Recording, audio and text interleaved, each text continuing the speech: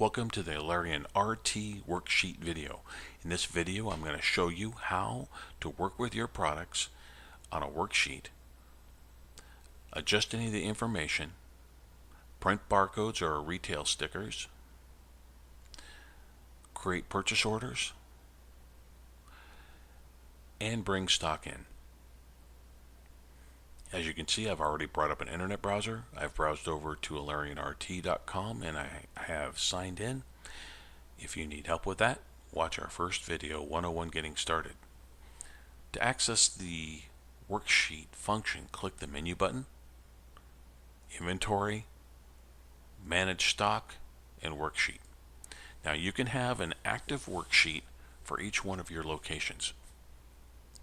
Here we can either go to the worksheets, or we can look at some of the old ones over the last 7 days. We can view them, or if we made a mistake, we brought some inventory in and we made a mistake on it, we can undo that worksheet.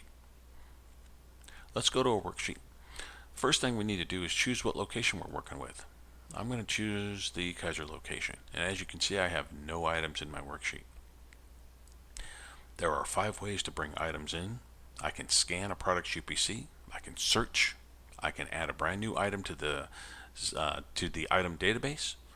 I can use the reorder points listing that will list all items that are below the reorder point and bring those in. I'll go into this particular way to bring items in another video. And I can also import items from a CSV, which again I'll go into in another video. But with this particular feature, if you have a vendor that will supply you a CSV file of the products that you purchased, you can import that here rather than entering them in manually. Let's scan in a couple products. I have 3 here.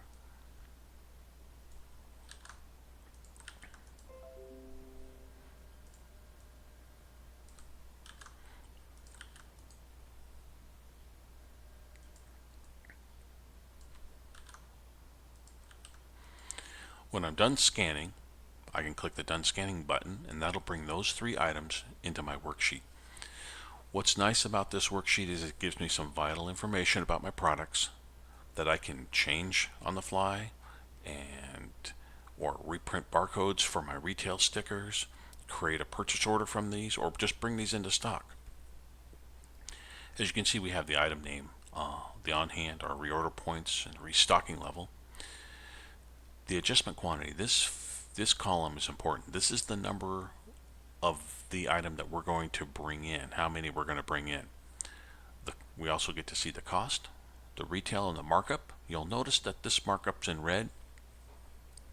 It's below our markup threshold for, in this case, the batteries category. I have already set up a particular percentage that I want to make sure I don't go below for batteries.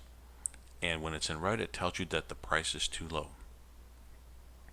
It also shows you margin, category, your vendor, your SKU, the last time you purchased it, and the status. The status can be one of 2 things, either new or exists.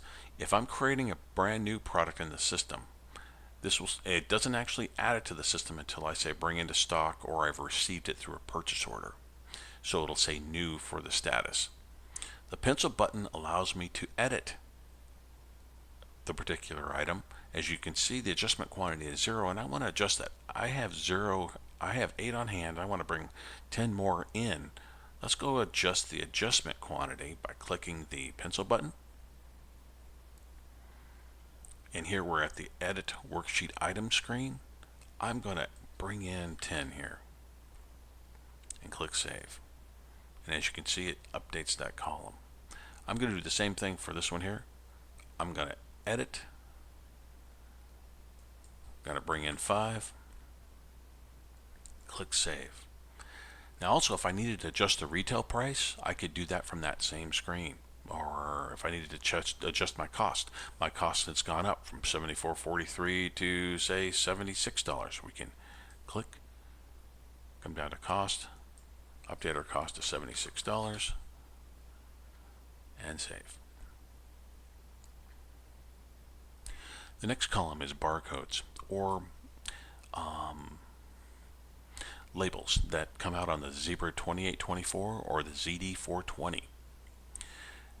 When you click this button, you have the option of choosing how many of these you want to print, the incoming quantity, and stocking level. You might choose this if your price has changed. Let's say I had to up the price $2 or $3 and I want to change and I need to reapply a sticker to the ones that I have out on the shelf as well as the ones that are coming in. I would click this button here, or you can specify a quantity. Choose what printer you want to print to and what layout you want it to print, and then click the print button. I'm just going to click cancel here. The last column is the remove. You can remove this item from the worksheet. Up here we have a couple little links. I can print all barcodes for everything in the worksheet, or I can remove everything from the worksheet. Another thing we can do up here is search. The search is the basic search where you can search by a name here. Let's pull up the word Ray, and I can limit what category I'm looking at, what vendor I'm looking at, what tags I'm looking at. If I click search, I can choose which items I want to bring in, just like I did with scanning the SKUs. It gives you a list down here, and then when I'm done selecting, it'll bring those in.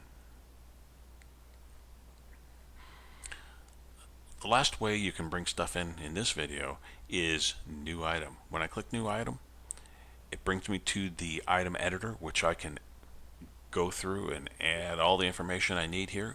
If you need help on the item editor, there is a video prior to this one called Item Editor. I'm going to just click cancel here. When I'm happy with everything on this worksheet, I can do one of two things. I can create a purchase order from this, which will just create a purchase order that I can send to a vendor. It doesn't actually adjust any stock levels. Or I can actually bring them in to stock by clicking the bring into stock, and I click bring into stock on the confirmation window, and then all my quantities will be updated, and if there's any new items, those will be added to the database.